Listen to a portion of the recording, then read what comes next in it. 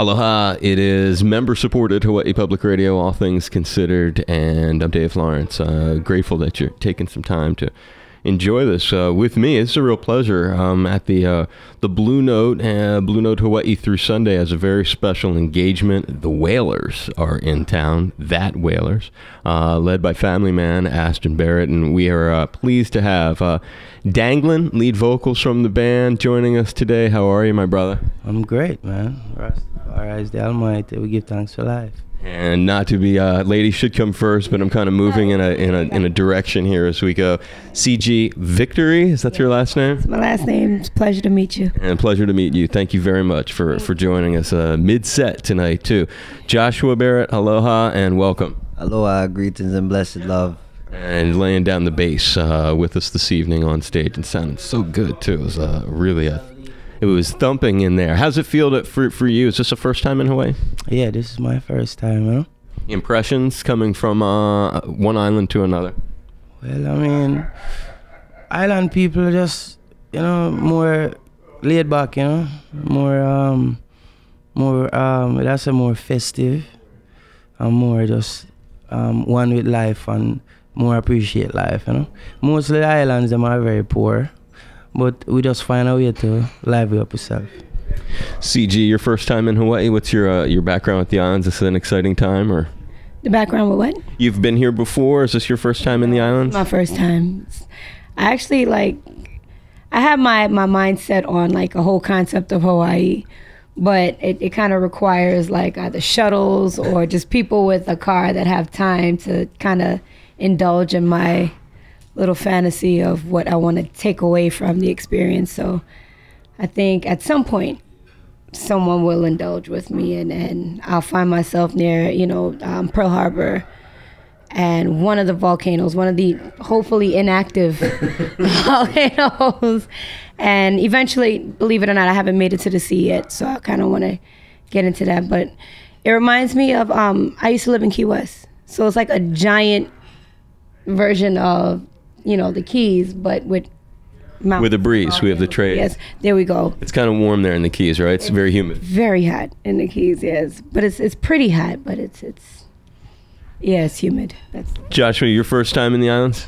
Yes. What do you think so far? How is it so far ranking as we've been sort of comparing it to the Keys, to Jamaica, to other locations?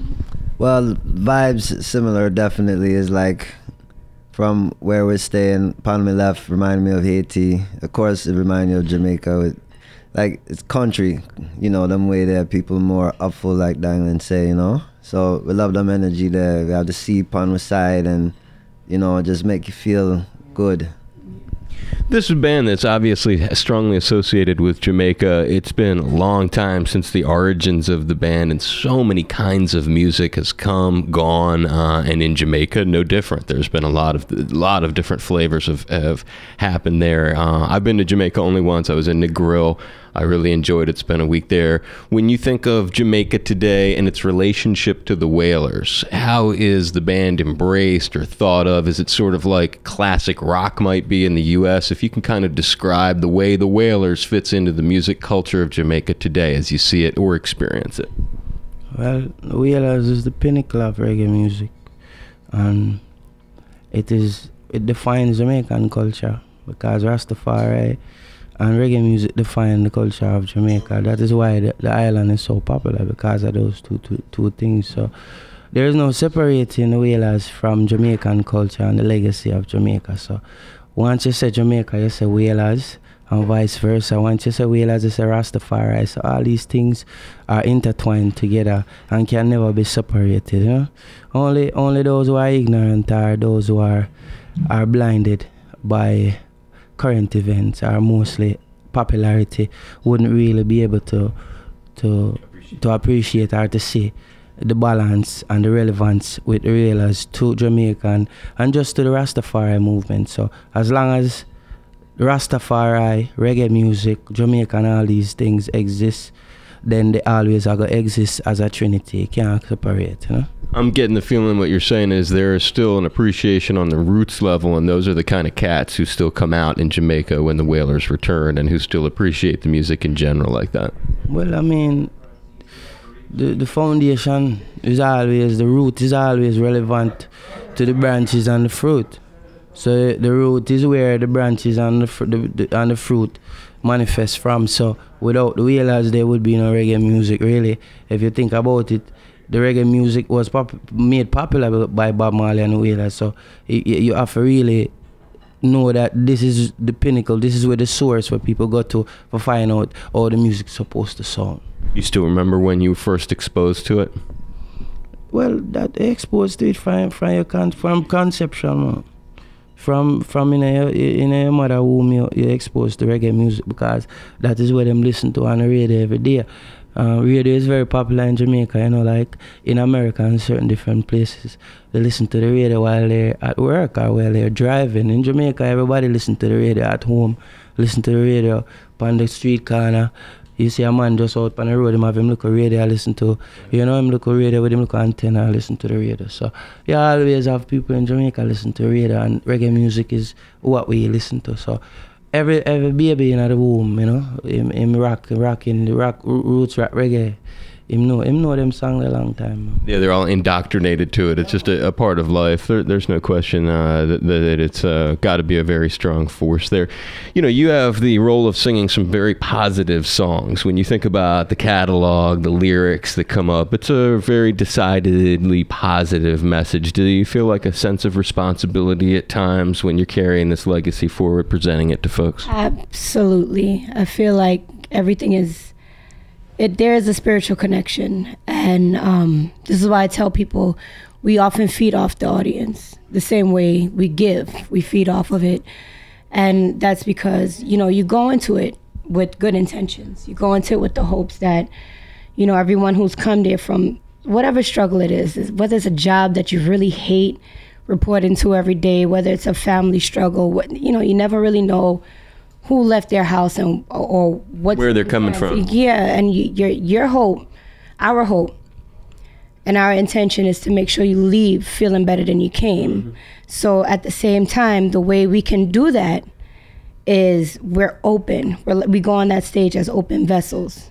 So we also feed off of the audience's energy. So we tend to like try to find that heartfelt connection in the audience. So some people just come in, have the most warm, you know, nurturing connection with you, and you kind of like lock into that as a performer.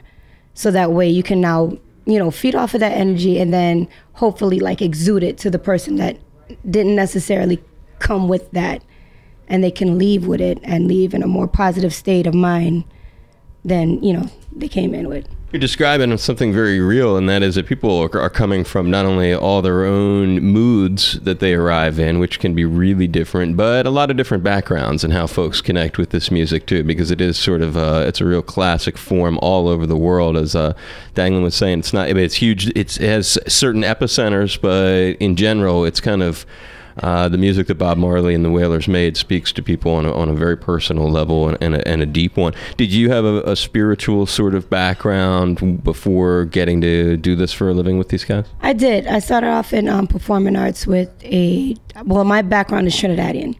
So my start into performing in general was with Something Positive Dance Company, and it focuses on like the Afro-Caribbean culture. So again, that is another place where I've learned to be responsible with your energy and make sure that you're responsible in receiving energy from people. So like a lot of times you'll see somebody that's just not on a good level, and it is your responsibility on how you approach or whether you approach or not, you know? And so I kind of learned that at a baby stage. I started dancing at 5. So we learned at an early state, you know, to be responsible with that and to appreciate it and to, you know, have respect for it. And so I carried that with me in coming in this situation, because again, we're all kind of strangers to each other. Didn't know him before I came here. Didn't know this guy before I came here either. Neither one of them knew me. So we all have that responsibility to know that you're going to meet different individuals. You're going to be, you know, you're going to interact with different backgrounds and different spiritualities and different religions and this, that, and the other. So it's a respect thing as well. And, you know, it all coincides. This is, you know, it's songs that we manifest every night that kind of remind you as well to, you know, have that respect for those boundaries and understand your brethren and your sister. And, you know, so we do get a reminder every night. The set list is always a reminder. It doesn't matter if right before the show something happens, right before you come to the venue. It usually isn't us amongst us. It does have to do, whether it's the airport or, you know, just, you know, we walk here every night. So you never know who you're going to interact with, who's going to encounter you, who's going to stop you and say what. So, you know, it's just, like I said, it's that responsibility. It's a strength as well. And most of us pray for that strength to kind of hone in on that positivity and just, you know, be real strong with it and put that first. And, you know. There's a lot of lessons, textbook lessons in life in those lyrics that those guys came up with, and what you said is very powerful. It's a big reminder, and it can give you strength too when you're down, and kind of pull you back, because I think that throughout life, speaking for myself at least, I know that that's what Bob's music has been in so many situations, and it's weird when you find yourself like, wow, you know, music pulls you through at times. Joshua, she said something really cool about you're a vessel. You know, when you start to get into spirituality at all, at whatever point in your life, it could be really late in your life, and you start to think of yourself as an entity that's temporarily in this vessel of your body. So it was like when CG said that, it struck a nerve with me. And on that note of spirituality yourself, you're in a band that is really representing a spiritual approach to music and life in so many ways. It's sort of what we've been talking about as a group here together. On your own contribution to the band and what you get out of it, can you talk about how you connect with it on a spiritual level, and perhaps some of the whole culture that's embodied by the Wailers? Well, sure. Good question. The essence of the Wailers' music is given to us by the example and person of Emperor Haile Selassie I of Ethiopia and Empress Menen, you know, and through that dynasty, which is a dynasty perpetuated from King Solomon and Queen of Sheba. So many of the lessons where you hear Bob Marley, Peter Tosh, Bunny Wailer, and all those from them times and now who sing about it is that perspective. The spirituality comes from the essence of our religion, where not just religion, but Ethiopia give the world science, religion, arts, everything. So it's not for say we alone as Ethiopian ascendants have a contribution, but with respect to everybody's growth and development and everybody's journey now, we are looking again to Ethiopia as the helm, because the spiritual aspect of it is the fact that the struggle, you know, we are carried a struggle, which is truth and rights, equal rights and justice. So that make us, in a way, like, yes, we do have a great responsibility, because when you see the emperor go around and empress, they go about doing good works, build school, hospital, and that is Rasta aims and objectives, that the naked clothed, the hunger fed, the sick nourished, the aged protected, the infants cared for, and the ignorant instructed. And that is part of our mission, to educate ones and ones. Someone have a different job. The next man is a carpenter, the next woman, sister is a teacher, but all of we play a part. You know, we're just blessed to be able to not just sing the message, but true be a conduit, because it have to internalize first so that we can represent that imperial dignity, the same as His and Her Imperial Majesty Emperor Haile Selassie I and Empress Menen. You know? I like it. I'd say it's great to talk about that stuff, because a lot of artists, you don't really get the chance to dig into it. So you can probably tell I enjoy it, and it's fun to get to talk with you. And I would add to what you're talking about, there's also, as you get older, you realize the responsibility to the earth, to the animals. They don't really have a voice, you know, they are on the edge of extinction. They have people hunting them for their horns, like rhinoceros, or elephants for their tusk. And you realize, you know, and that's the kind of thing that few bands, the Wailers being one of them, every night when you said that, it's kind of like, you know, the message, song after song, no matter where you're coming from, or people in the audience, there's a reminder of the right way forward. And I just appreciate that in the middle of your show, on your first night here, you take time to talk with me. And I hope that the rest of the week is a really good one for you. But on behalf of myself, all the people at Hawaii Public Radio who will hear this, thanks for joining us and sharing a little bit of your message as the Wailers today. Thank you. Thank you very much. Pleasure. God bless. Thank you for having me. Yeah, man. Haile Selassie the first. Honorable Marcus Mosiah Garvey. Robert Nesta Marley. Positive vibrations. Yeah, man. God bless you, brother.